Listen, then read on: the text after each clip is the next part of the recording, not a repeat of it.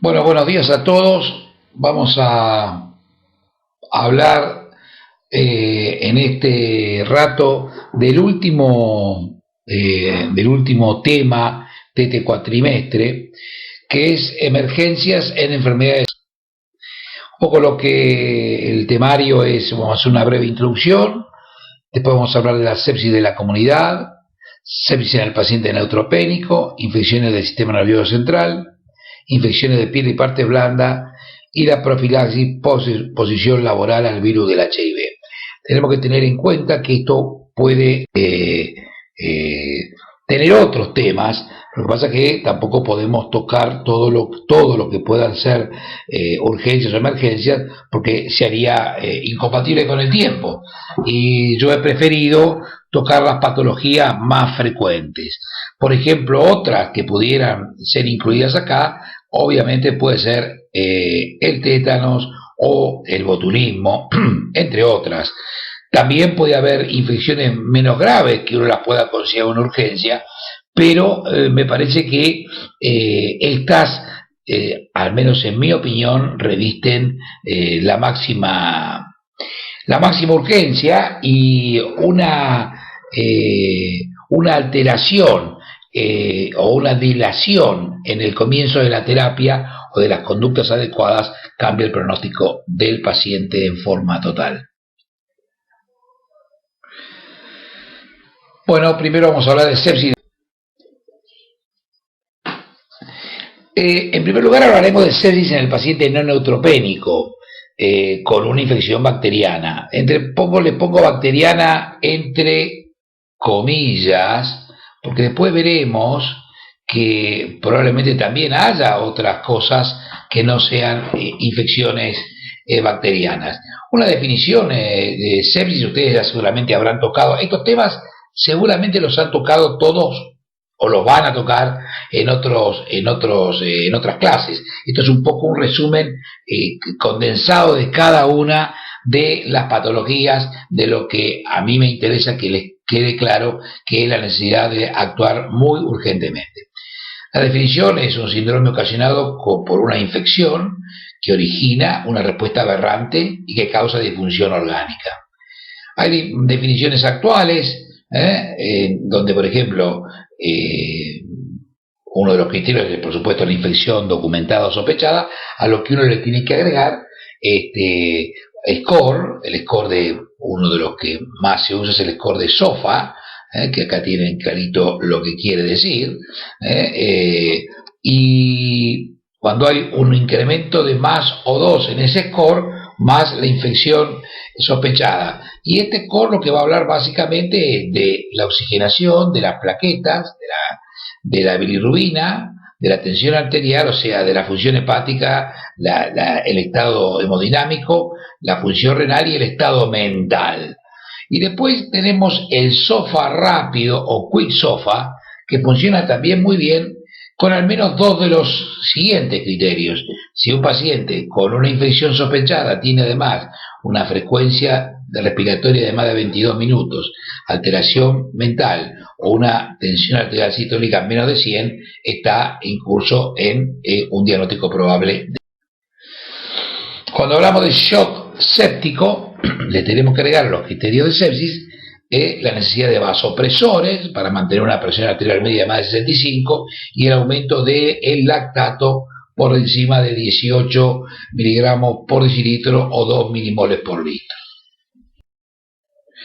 Las manifestaciones clínicas de la sepsis, además de esta infección sospechada o documentada, porque a veces el paciente tiene solamente fiebre, hay síntomas generales como fiebre, incluso también la hipotermia puede ser, la frecuencia cardíaca elevada, la frecuencia respiratoria y la alteración mental. Puede haber edemas significantes o balances positivos sin una explicación, y esto debido a que hay una especie de llamada capilaritis, en donde se manejan muy mal los líquidos a consecuencia de todos los mediadores inmunológicos liberados. Marcadores de la inflamación, el aumento de los glóbulos blancos, obviamente, y también el descenso o el aumento del 10% encallado, la caída de las plaquetas, el aumento de la PCR y la procalcitonina, que esto creo que es una de las indicaciones más específicas del uso de la procalcitonina. En cuanto a marcadores hemodinámicos, como decíamos, la caída de la tensión arterial y de la presión arterial media. En cuanto a la disfunción orgánica, obviamente, como le decíamos en la diapositiva anterior, la hipoxemia, la oliguria, la alteración de la coagulación, el aumento del tiempo, de los tiempos de coagulación, la caída de las plaquetas, el aumento de la creatinina, esto acá está repetido, y la bilirrubina a partir de 4. Como alteración de la perfusión, vamos a ver seguramente el lactato tisular, como decíamos antes, y la disminución del relleno capilar. Son estos pacientes que les vemos las extremidades frías, a veces con livideces. En este contexto son síntomas de que la perfusión está andando mal. El 50% de las sepsis son debidas a neumonías y también después a infecciones urinarias e infecciones intraabdominales. Y acá tienen el SOFA, que es muy interesante, va de 0 a 4, y acá tienen los diferentes sistemas. Tomemos por ejemplo tomemos por ejemplo no hipertensión es 0 y la necesidad de vasopresores es 4. Y así podemos ver por ejemplo las plaquetas, más de 150.000 es 0 y menos de 20.000 es 4.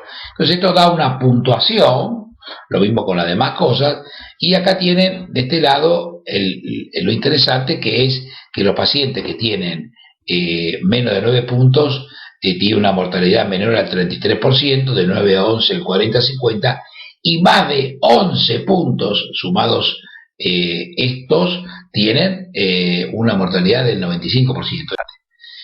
Y el Quick SOFA tiene solamente estos 3 criterios, como decíamos hoy: alteración del estado mental con un GLAVO menos de 15, taquipnea con más de 22 y la presión arterial con menos de 100. 0 a 1 punto no está el riesgo aumentado, y 2 a 3 el riesgo es muy alto. Este Quick SOFA es algo que todo el mundo puede pensar rápidamente viendo un paciente. Y cuando les conté hoy que no solamente eran infecciones bacterianas, fíjense, esto es una diapositiva muy reciente de coronavirus, y fíjense que acá hay infección severa por coronavirus, y ustedes ven toda la misma disfunción de órganos a través de todos los mediadores químicos, etcétera, liberados por la respuesta inmunológica. Esto es un caso leve, estos son los casos asintomáticos o leves, y este es un caso severo, en donde a través de mucha carga de virus, etcétera, se han afectado los pulmones de forma negativa, se han liberado un montón de sustancias que han alterado la función cardíaca, renal y hepática.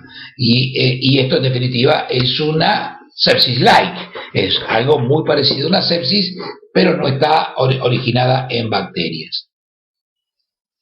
El abordaje general, por supuesto, esto excede esta charla, pero es tratar de mantener el paciente hidratado, una presión arterial media mayor de 65, que orine, ¿de acuerdo? Y que tenga una saturación de oxígeno por más de 70. Esto es lo que tenemos que lograr. Y por supuesto que lo que más nos interesa en esta charla es el tratamiento antibiótico empírico de inmediato, acorde al foco y los agentes sospechados.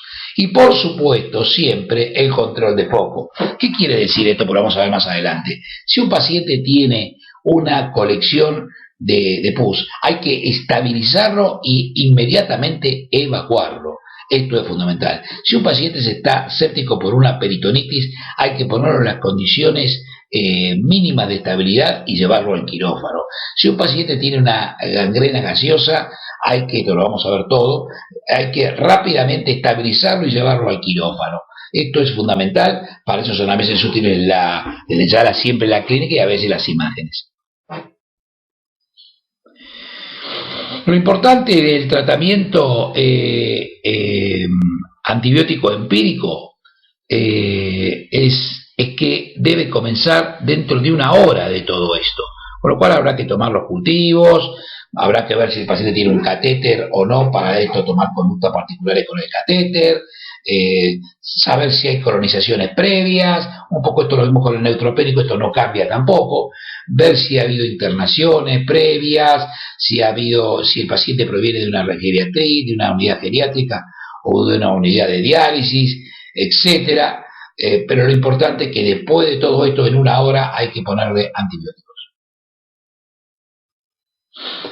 Y acá podemos ver los gérmenes implicados. En el foco endovascular, obviamente, el estáfilo, en la piel el estáfilo, los cocos gram positivos, los bacilos gram negativos y los bacilos gram positivos anaeróbicos como el Clostridium. Los focos abdominales, los bacilos gram negativos, el coli, los bacilos gram negativos anaeróbicos como el Bacteroides. Si tenemos un rash petequial, como vamos a ver, la Neisseria meningitidis es una posibilidad. Si tenemos neumonía de la comunidad, el Strepto pneumoniae, el estáfilo, inclusive el meticilino resistente, bacilos gram negativos y eventualmente, si hay focos urinarios, los bacilos gram negativos y el enterococo, en pacientes esplenectomizados o aplénicos funcionales, como hemos ya visto en la charla correspondiente, Neumo, Hemophilus, los capsulados, obviamente. En el paciente neutropénico febril, que vamos a tocarlo particularmente, bacilos gram negativos y Aspergillus cuando la neutropenia está extendida y es muy relevante. Y en las personas jóvenes y sanas hay que también tener en cuenta el síndrome del shock tóxico, que ahora vamos a ver un poquito más adelante, que puede ser por estáfilo o por estrepto, y que puede dar también un cuadro muy parecido a una sepsis, y también otras patologías como el hantavirus y la influenza grave, todo esto más menos infección sobrecargada, e inclusive el COVID-19 puede representar, como explicamos antes, de causa bacteriana o viral, cuadros muy parecidos a una sepsis, en donde hay que rápidamente instaurar el tratamiento de sostén y, cuando corresponde, el tratamiento antibiótico. Y este es un trabajo reciente, no muy reciente, del 2010, que claramente evalúa esto, el tiempo de dar antibióticos y la supervivencia. Y fíjense la conclusión. Hubo una asociación significativa de más o menos una hora, de 19.5% se mueren aquellos que se tratan en menos de una hora versus 32%. O sea que claramente es que hasta la administración de los antimicrobianos apropiados, el tiempo es determinante para la mortalidad en pacientes con sepsis severa y shock séptico. Acá, pues, si ustedes quieren ver el trabajo, pueden buscarlo en este hipertexto. Para tratamientos empíricos, bueno, el tratamiento empírico inicial, el foco no es claro. Uno puede utilizar antibióticos realmente muy potentes por dosis en infusión a veces, y en dosis máximas endovenosas. En el caso que uno no sepa qué tiene entre mano, no tenga idea del foco, uno puede comenzar con un carbapenem y vancomicina. Si hay baja prevalencia de gérmenes productores de beta-lactamasa de rango extendido o carbamepenasa, uno puede utilizar banco pipertazo. Si hay alta prevalencia de bacilos negativos productores de beta-lactamasa de rango extendido o carbamepenasa, hay que utilizar vancomicina más ceftazidima avibactam, es un medicamento nuevo que realmente es lo único que está pudiendo dar respuesta a estos gérmenes multiresistentes que podemos encontrarnos particularmente en el concurso de pacientes con sepsis intrahospitalaria. Nos podemos encontrar con estos escenarios. Si hay una sospecha de un foco biliar, piperacina tazobactama, porque cubre bacilos gram negativos y algunos anaerobios que puede haber. Si hay sospecha de que hay una neumonía de la comunidad grave, levo más pipertazo más banco inicialmente, hasta que uno pueda o no documentar la etiología. Si hay sospecha de un foco endovascular como un catéter, hay que utilizar la vancomicina, obviamente. Y si hay sospecha de meningococcemia por el rash petequial, utilizar ceftriaxona a dosis altas. Hablemos ahora, cambiemos de la sepsis de la comunidad a la sepsis en el paciente neutropénico. Y esto es bastante parecido al anterior, pero entonces, esto ya lo hemos hablado. Esto simplemente es para recordar que la mayor cantidad se ve en los tratamientos oncológicos. Los pacientes neutropénicos son en general pacientes oncológicos con tratamiento de quimioterapia, y acá tienen que más del 80% de las malignidades hematológicas son las causantes de estos cuadros de neutropenia febril. La documentación bacteriológica generalmente no pasa del 30 o 35%, y es una emergencia médica. Esto es fundamental. 2 horas hay como máximo desde la presentación para hacer todo. ¿Qué es hacer todo? Grabamos. Antes de eso, como ya le dijimos la otra vez, uno tiene la valoración de los focos, y acá va a sacar también los esquemas empíricos. Y uno puede tener neutropenia febril con foco clínico con documentación bacteriológica, neutropenia febril con foco clínico, que puede ser un catéter, una celulitis, una neumonía, pero sin documentación bacteriológica, una neutropenia febril sin foco clínico con documentación bacteriológica, caso concreto de un paciente que tiene solamente los hemocultivos positivos, además de los signos clínicos que ya mencionamos, y una neutropenia febril sin foco clínico y sin documentación. Estos son muchos pacientes que tienen fiebre y no sabemos por qué tienen fiebre. En esto más que nada están los tratamientos antibióticos inmediatos y de amplio espectro. El paciente neutropénico febril de alto riesgo es aquel, como ya les expliqué en la otra clase, no lo voy a repetir, simplemente para que lo miren, es el que tiene este índice de más de menos 21 y además que tiene estas características. Digamos, para ver algunos, bueno, los trasplantes de médula ósea, que la neutropenia sea muy severa y prolongada, que haya alteración hepática o renal, que haya una enfermedad oncológica descontrolada, que tenga una neumonía y que tenga, al momento del ingreso, con el diagnóstico de la neumonía de la neutropenia febril, que tenga una mucositis severa o que se haya utilizado el alentuximab, que es un medicamento que se utiliza en algunas patologías neoplásicas. Todo esto define alto riesgo y estos son los peores pacientes y los que más cuidado ya necesitan. En cuanto a tratamiento empírico inicial, dosis máximas, a veces con infusión continua, generalmente se usa monoterapia, considerar la combinación eventualmente en el contexto de la multiresistencia, y en general, como ya hemos charlado, empezamos con pipertazo. En general, esta es una cefalosporina cefepime que tiene actividad antiseudomonadal. Recuerden que estos tratamientos tienen que tener cobertura antiseudomónica.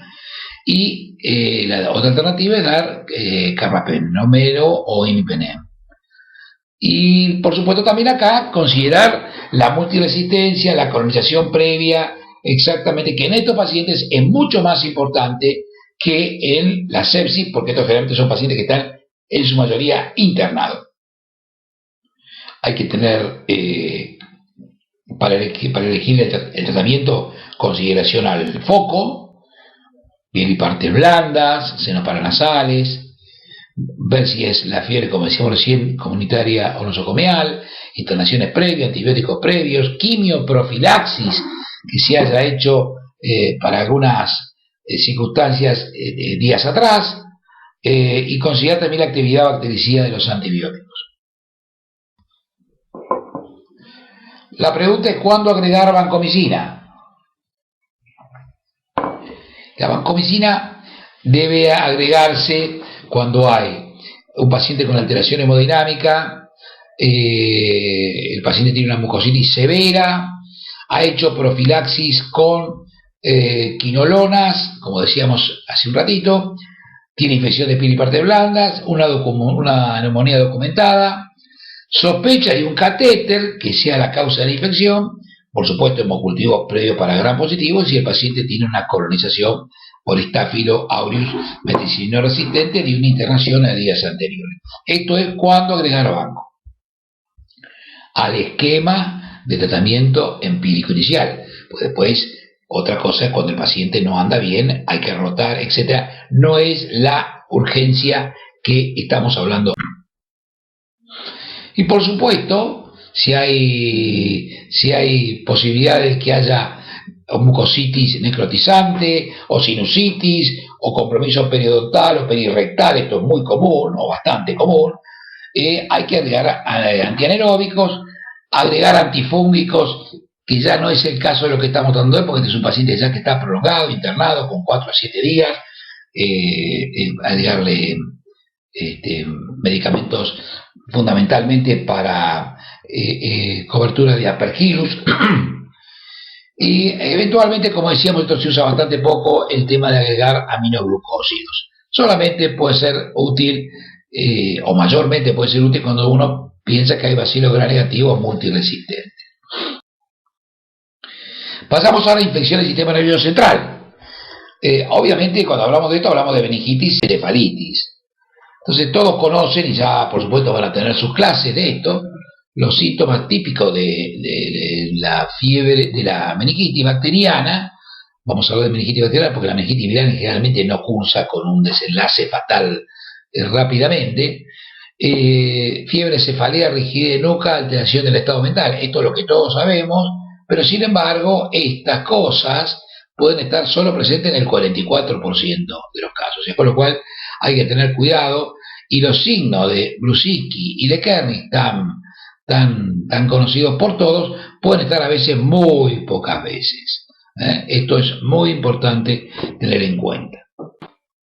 Acá tienen los síntomas, los signos de Kernig y Brusicki, que pueden ser útiles, pero como decíamos recién, pueden ser que no estén siempre presentes. Y hablan de irritación raquídea obvia. Esto es importante. Los agentes causales, un estudio importante de 10 años, mostró que el Streptoneumoniae es el más importante, después el estrepto del grupo B, acá hay diferentes edades puestas, todas las edades, la Neisseria meningitidis, el Haemophilus y la listeria. El Haemophilus va bajando cada vez más porque hay una vacuna muy efectiva, y también de hecho esto va a pasar lo mismo con la Neisseria y por supuesto también con la vacuna contra neumo, con lo cual esto puede ser totalmente, de hecho ya debe estar cambiando, esto puede estar cambiando y además cambiando en diferentes regiones por diferentes circunstancias, ¿no? En el adulto joven de 12 a 19 años, la Neisseria meningitidis es muy importante, un poco menos el neumo. En el paciente más añoso el neumo pasa a ser el primer agente, secundado por el meningo. Recuerden que el meningo además, el meningo y el hemófilo requieren profilaxis para los contactos. Si bien no es una emergencia, es una urgencia en resolverla. Y por supuesto la listeria es patrimonio general de inmunocomprometidos, de muy pequeños o de mayores. Y acá tiene una púrpura en un paciente con una meningococcemia, una meningitis con meningococcemia. Esto es, hay que estar muy atento a estas lesiones. El diagnóstico no lo vamos a explicar ahora, pero hay que hacer una punción lumbar, a menos que haya, como ya saben, edema de papila, compromiso de paredes craneales, o sea, focos. El líquido típico bacteriano es el líquido que tiene alta presión, glóbulos blancos elevados a predominio polimorfonuclear, la glucosa baja, 2/3 de la glucosa plasmática, pensemos que puede haber una persona diabética, y las proteínas elevadas. Esto es fundamental y un poco la conclusión es que la sugerencia de meningitis bacteriana es cuando hay más de 2000 blancos o más de 1200 polimorfonucleares, una glucemia por debajo de 34 y una proteína por encima de 220. Este es un trabajo que se hizo que Cuando uno tiene esto, está frente a una meningitis bacteriana casi con seguridad. Por supuesto, uno puede basarse en el GRAM y también para ayudarse, y por supuesto en los líquidos en el cultivo. Esto hoy está cambiando porque ahora tenemos una tecnología que se llama Film Array, que es una tecnología de biología molecular que permite identificar una cantidad enorme de agentes bacterianos y virales. Esto que es un poco lo que les cuento por aquí abajo. Y acá tienen los líquidos, diferentes líquidos, y este es un poco el líquido típico que decíamos recién. O sea, esto es lo que hay que tener en cuenta. Esto es una verdadera emergencia. Esto en general no lo es. La tuberculosis en general tiene una evolución más subaguda, y la meningitis por hongos, particularmente en el inmunocomprometido o en el paciente HIV, también en general, salvo que haya una hipertensión endocrinariana muy marcada, puede uno manejar la cosa con cierto tiempo. Si hay hipertensión endocrinariana muy importante, la cosa es distinta y es algo bastante particular de la meningitis por criptococo, particularmente en el paciente VIH. Ustedes podrán tomar las medidas en base al GRAM. Esto es una pregunta importante. Si hay diplococo gram positivo, usualmente neumococo. El tratamiento en general es con vancomycin, ceftriaxona o cefotaxima. Si hay diplococo gram negativos, usualmente puede ser un meningococo, con lo cual es ceftriaxona en general es lo que se usa. Si hay bacilo gram positivos o cocobacilo, eso puede ser una listeria, con lo cual hay que agregar ampicilina más o menos aminoglucósido. Si hay bacilos gram negativos, puede ser un hemófilus, o puede ser también enterobacterias. Ya en los bacilos los hemófilos aparecen como cocobacilos, acá son las cefaloporinas de tercera generación, y si hubiera bacilos gram negativos pequeños que puedan sugerir que se trata de una pseudomonas, hay que agregar drogas antipseudomonadales, y no todas pasan adecuadamente la barrera. Esto simplemente también un poquito para que puedan ver las dosis. Esto es más del desarrollo del tema de meningitis, pero lo importante es tratar inmediatamente un esquema, digamos, donde uno piense que el neumococo es el germen fundamental. Uno va a poner vancomicina y ceftriaxona en general. Y lo que es importante, por supuesto, le va a agregar ampicilina si piensa que la listeria puede estar involucrada, y es muy importante. El cloranfenicol es una excelente alternativa para pacientes que son alérgicos a las cefaloporinas o a las penicilinas, y por supuesto con el agregado de vancomicina. El uso de corticoides está indicado antes de la primera dosis de antibiótico por neumococo particularmente, o sea que el caso ideal sería ver cocos gram positivos en el directo, en un líquido como el que contamos. Le van a poner el tratamiento, como decíamos, con una cefalosporina tercera y vancomicina. La vancomicina se la van a poner fundamentalmente por eventual resistencia del neumococo, hasta tanto sepan cuál es la resistencia de cuál es la SIM que tiene el neumococo. Y algunos pueden sugerir que se le haga toda la meningitis esta primera dosis, continuarla por 4 días y continuarla si obviamente no es una meningitis bacteriana. Está probado claramente en neumococo.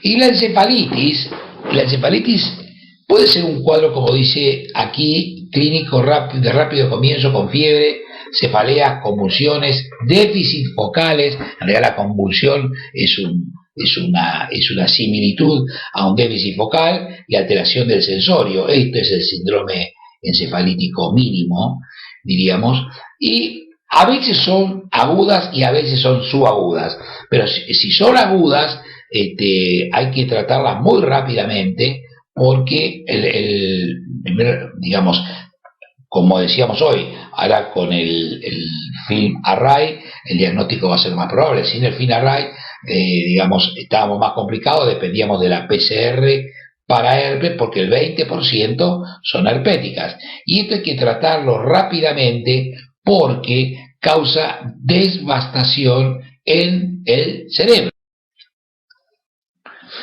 El líquido es un líquido con aumento de linfocitos, tiene glóbulos rojos porque puede haber sangrado, esto es importante, aumento de proteína.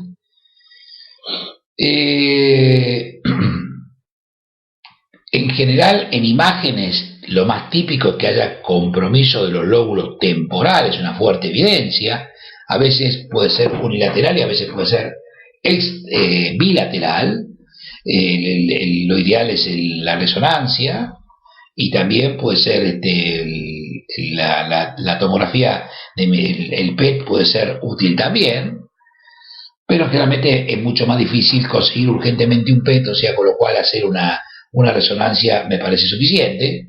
Y los hallazgos del electroencefalograma, que son muy importantes en más del 80%, están presentes. Como decía acá, el DNA, la PCR, con el DNA viral es el gold estándar para el diagnóstico, tiene alta sensibilidad y alta especificidad.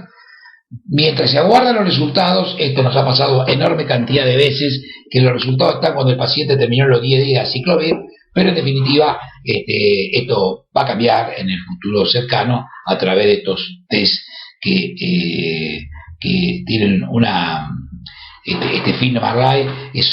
Pareciera que fuera un aparatito, una impresora láser, es más o menos de ese tamaño, y ustedes ahí ponen el líquido en un kit especial que tiene, y esta especie de impresora casera, que no es una impresora obviamente, les quiero decir el tamaño, hace un proceso de todo y hasta emite el informe. Y generalmente estos dispositivos están en las guardias de los hospitales importantes, y en general hay varios, no uno. ¿Para qué? Para que uno los utilice, ya sea para infecciones del sistema nervioso central, que son muy importantes, o bien para infecciones del sistema de aparato respiratorio, entre otras facilidades que ofrecen los test de film array. El tratamiento, como decía hoy, debe empezarse muy rápidamente, tiene una mortalidad elevada incluso con tratamiento, y dos tercios de los pacientes que sobreviven quedan con secuelas, por lo cual se debe empezar lo antes posible, en menos de 24 horas de los síntomas, de comienzo de los síntomas. Idealmente el paciente tiene que tener aciclovir 10 miligramos por kilogramo de peso intravenoso cada 8 horas por 14 a 21 días. En cuanto a las infecciones de piel y parte blanda, son otra gran problemática, y esto sí es muy importante también. Y acá tienen un poco, yo les hice una descripción de un poco la celulitis, la piomiositis, la gangrena, la fascitis, qué gérmenes la producen, la clínica bien grosera y el tratamiento. Pero yo marqué en rojo algunas palabras, y de todo lo más importante que yo les puedo decir, esto es lo que marqué en rojo, que es dolor, dolor, dolor, cirugía, cirugía, cirugía y cirugía. Estas enfermedades, en general, el paciente lo que se queja fundamentalmente, porque hay compromiso profundo, muscular o de fascias, es de dolor, y el dolor es por isquemia o porque el músculo está trombosado con microtrombos y lesiones propias del Clostridium en el caso de la gangrena, o en el caso de una fascitis por otros, pueden ser gérmenes mixtos, puede ser streptococo, Clostridium, bacilos gram negativos, anaerobios, anaerobios gram negativos, etcétera. Pero en general el dolor es muy importante, la toxicidad en este caso también. A veces hay necrosis y bullas en la piel, Esto, la diabetes, particularmente la gangrena de Fournier, ahora voy a mostrarles una foto, está predispuesta el inmunocomprometido y la diabetes. A veces ocurre en forma primaria y a veces tiene un origen genital o anal, o por comunicaciones perianales que hacen toda la disección a través de la fascia. La necrosis corre por las fascias, diseminándose con gran rapidez, con gran toxicidad y con una alta mortalidad. Y el tratamiento, vuelvo a repetir, siempre la cirugía. No quiere decir que vayamos a operar a toda la celulitis, pero algunas celulitis pueden tener colecciones. Para eso, una ecografía y una consulta con el cirujano o el traumatólogo es importante. El tratamiento, por supuesto, habrá que tomar las muestras si es que se drena, y emplear los tratamientos antibióticos empíricos, que en general, en el caso de la celulitis, están dirigidas en general a los cocos gram positivos aeróbicos y anaeróbicos.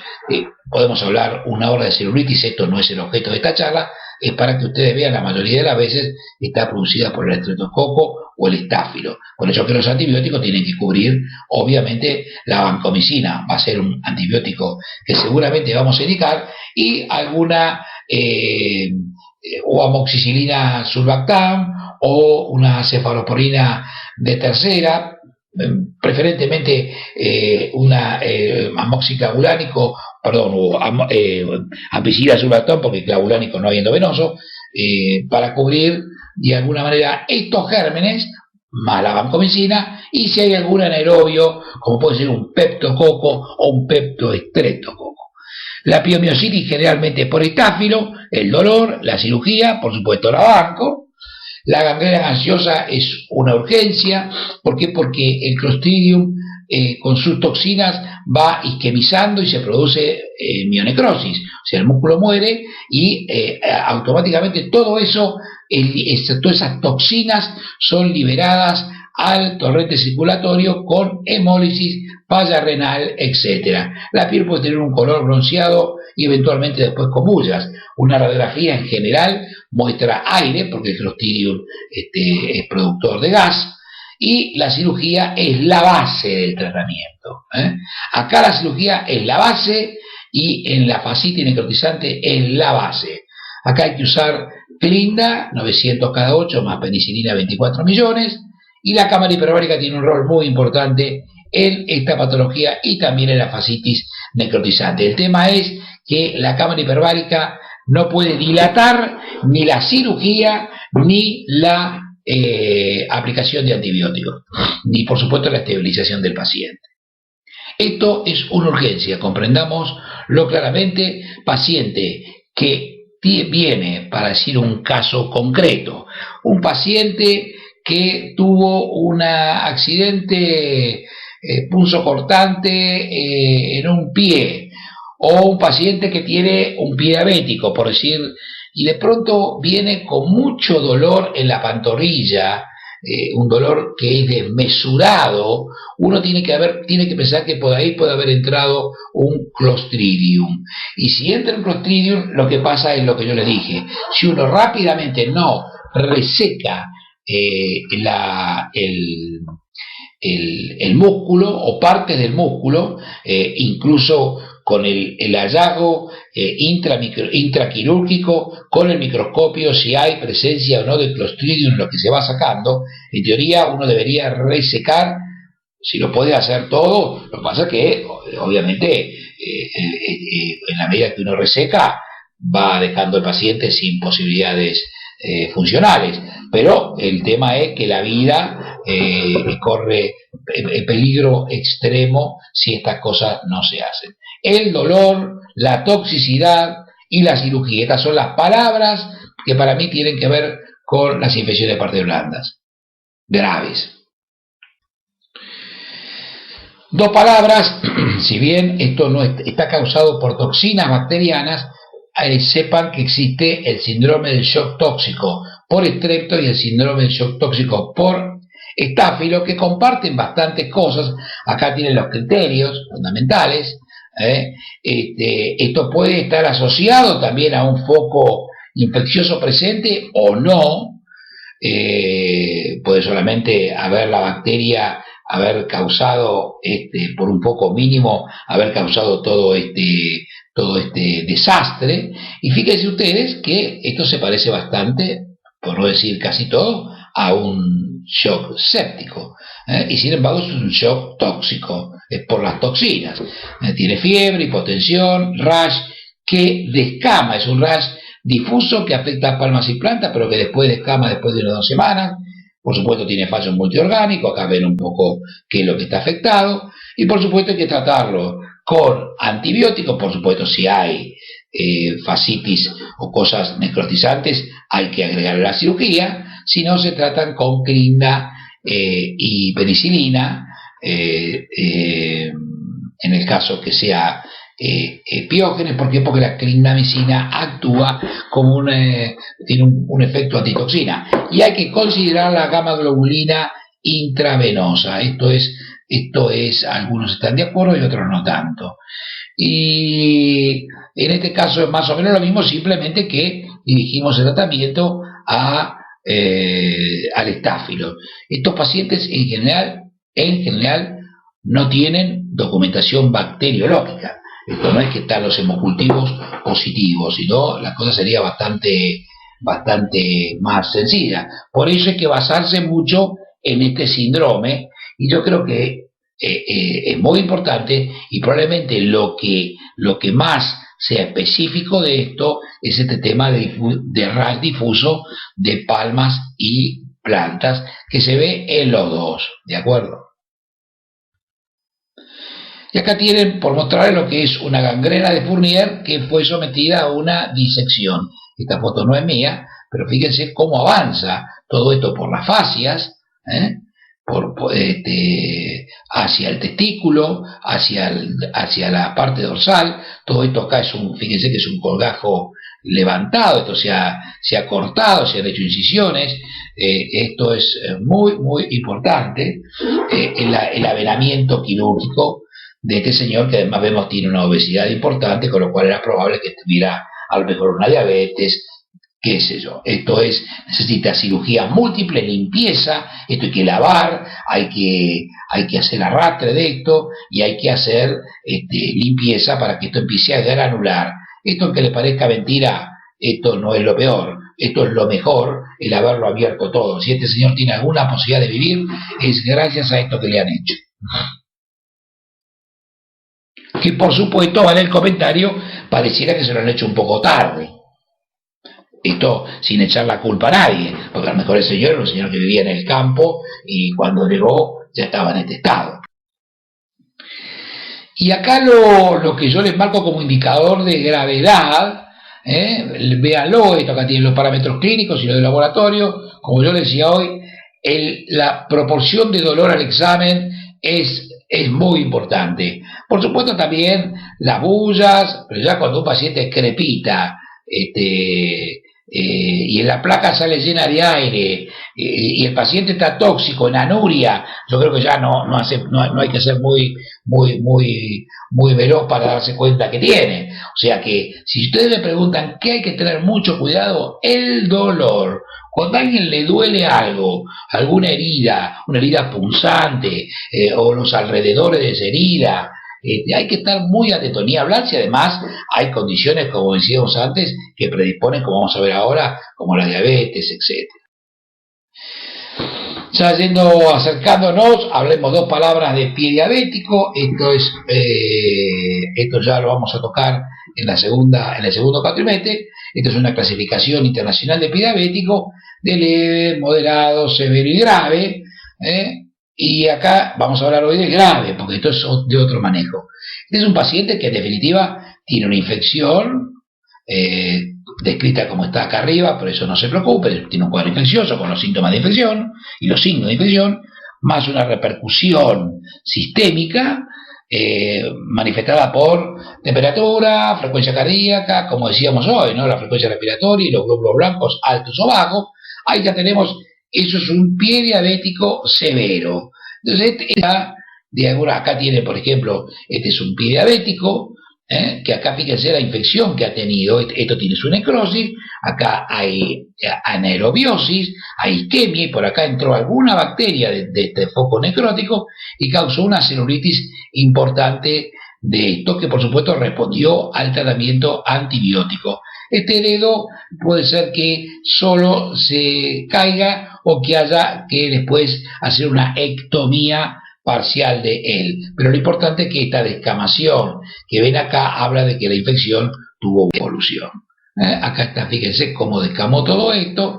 Esta descamación no tiene nada que ver con la que yo les conté, es una descamación propia de la infección que hubo acá, que todavía hay, pero que está mucho mejor localmente, y que la puerta de entrada es esta. El tratamiento, solamente vamos a hablar, como decíamos hoy, del paciente grave en la categoría 3 y 4, modo de medida de soporte, evaluación vascular, por lo que decíamos, porque si el pie es un pie que no es viable desde el punto de vista vascular, la conducta probablemente sea hacer una amputación en un primer momento. Debridamiento quirúrgico, sea con cirugía cardiovascular y con traumatología o con ambos, obtener los cultivos y empezar inmediatamente con tratamientos antibióticos dirigidos a los estáfilos, MR y MS, estreptobacilos gram-negativos y no fermentados anaerobios. En general lo que se usa es la penicilina sulbactam o la pipertazo, y en general banco hasta descartar el estafilococcus meticillo resistente, que es bastante común en estos pacientes. Y finalmente, hablemos de la profilaxis exposición del paciente laboral, porque ustedes saben que también hay una exposición no ocupacional, cuando alguien tiene sexo con alguien que tiene infección por VIH, o tiene un contacto con alguien que no lo sabe si es VIH, pero después se entera, o estas circunstancias que se llaman exposiciones no ocupacionales. Esta es la exposición ocupacional. Esto también es una urgencia. Si la fuente es positiva, o sea, si yo me pinché en el hospital con una aguja de un paciente que es positivo, debo comenzar en forma inmediata el tratamiento antiviral. El tratamiento idealmente tiene que ser en las 2 horas. Después hay un rango que después de 72 horas no sirve. Si yo tengo el paciente internado y no sé que el paciente es positivo y quiero hacerle el test, y el test lo voy a tener en 2 horas, puedo esperar y hacerme el test, y si el paciente es negativo no hacer nada. Pero lo que no se puede es dilatar, no, porque me están esperando el resultado, mañana está. Esto no se debe hacer inmediatamente. Y acá tienen un poco, como decíamos, esto está destinado a uso de emergencia, no está destinada a personas que están expuestas al VIH con frecuencia por razones de actividad sexual. Esto es exclusivamente, esos pacientes tienen un abordaje, pero es distinto a estos pacientes. Entonces, acá decíamos un poco, los medicamentos se van a tomar por 28 días, no se debe empezar cuando hay más de 72 horas. Esto es una cosa para empezar, yo voy a repetir, entre las 2 y las 6 horas el paciente tiene que estar tomando los medicamentos, ¿no? Y acá un poco les clarifico dónde se indica y dónde no se indica la profilaxis post-exposición, en cuanto al riesgo del accidente y el uso de la profilaxis. Las sustancias potencialmente infecciosas incluyen sangre, tejidos no fijados, eso significa anatomía patológica, obviamente, líquidos cefalorraquídeos, semen y secreciones vaginales, líquidos sinoviales, pleurales, peritoneales, ascíticos, amnióticos u otros fluidos visiblemente sangrientos. Ahí hay que indicarla. Los líquidos de bajo riesgo incluyen la orina, sudor, el vómito, las heces, la saliva, las secreciones, las lágrimas, el esputo, a menos que estén visiblemente contaminadas con sangre. En este caso no se indica. Si exposición a piel intacta, esto no se indica. Exposición a membranas y mucosas, salpicaduras de sangre al ojo o a la piel no intacta. Exactamente acá, en general, esto se indica. Por supuesto, lo que decíamos hoy, el percutáneo, como consecuencia de un pinchazo, se indica fundamentalmente cuando ha habido un pinchazo y el paciente o es positivo o se sospecha que puede ser positivo, hasta tanto obviamente esté el resultado del test, con lo cual si el test es negativo de la fuente podrán discontinuarse. Las mordeduras humanas también, con el contexto del HIV, hay que tenerlas en cuenta, aunque no han sido implicadas en la transmisión. El tratamiento de elección para los esquemas de profilaxis post-exposición son el tenofovir, el alafenamida o TAF, o tenofovir disoproxil, que es el más antiguo. Con estas drogas, con el FTC o el 3TC, generalmente vienen coformulados. El nombre más común de estos, uno es Truvada, otro es Remivir. Estos son los que más usamos para la terapia antirretroviral, más siempre la terapia tiene que ser combinada, más Raltegravir, que el nombre comercial es Isen 3, tomar 2 comprimidos juntos de 600, o sea 1200, todo en una forma, 1 más 2, 3 juntos, o bien si esta forma no está disponible y está la de 400, de esto es 1 cada 12 horas más 1 por día de estos. Esto es generalmente lo que más utilizamos. En el embarazo podemos utilizar también, no utilizamos el TAF, pero sí podemos utilizar el tenofovir más antiguo, el Raltegravir, como dijimos, y un inhibidor de la proteasa como puede ser el darunavir asociado con 100 miligramos de ritonavir. Alternativas las hay, particularmente los inhibidores de la proteasa como el darunavir, o bien más ritonavir, siempre busteado, o bien el famoso Caletra, que es un inhibidor de la proteasa también busteado, pero ya viene conformulado. La diferencia es que esto hay que tomar 2 comprimidos cada 12 horas. Es una droga extremadamente buena, noble, y que le ha salvado la vida a millones de personas. Esto siempre con un Truvada, que es el más viejo, o con el uso del nuevo tenofovir, que se llama Descovy. Pero en general todavía no está muy extendido en el uso entre nosotros. El seguimiento, para ir finalizando, es una rutina basal a las 4 semanas, química sanguínea con hemograma, hepatograma, etc. Por supuesto, la serología para hepatitis B, hepatitis C. Si el paciente no está inmunizado o es susceptible, hay que vacunarlo de inmediato para hepatitis B. Testear los anticuerpos para HIV a la persona que sufrió el accidente al tiempo 0, obviamente, para que no sea una infección anterior, 6 semanas, 3 meses y 6 meses. Si se utiliza un ELISA de 4ª generación, se puede acortar un poco a 4 meses, y el control puede prolongarse si hay una coinfección o una infección en ese momento del accidente por virus de hepatitis C. Bueno, para cualquiera que tenga alguna consulta, este es mi email, ese es mi WhatsApp y ese es el Twitter, que no lo utilizo demasiado para cuestiones infectológicas. Así que esto es todo. Yo les pido que cualquier duda me escriban, o un WhatsApp o un email, con las dudas que puedan tener, porque es un tema realmente muy importante, en donde uno tiene que tener rápidamente en la cabeza qué hacer. No puede estar empezando a ver qué es lo que va a hacer si uno tiene un paciente que cree que puede tener sepsis, si un paciente que tiene una neutropenia febril está en la guardia, si un paciente que tiene una afectación del sistema nervioso central, como meningitis o encefalitis, y si un paciente tiene una infección de parte blanda, o si algún compañero del hospital nos dice que se pincharon o en el laboratorio con algún paciente para considerarlo un accidente de riesgo de transmisión de VIH y otras cosas. Bueno, gracias.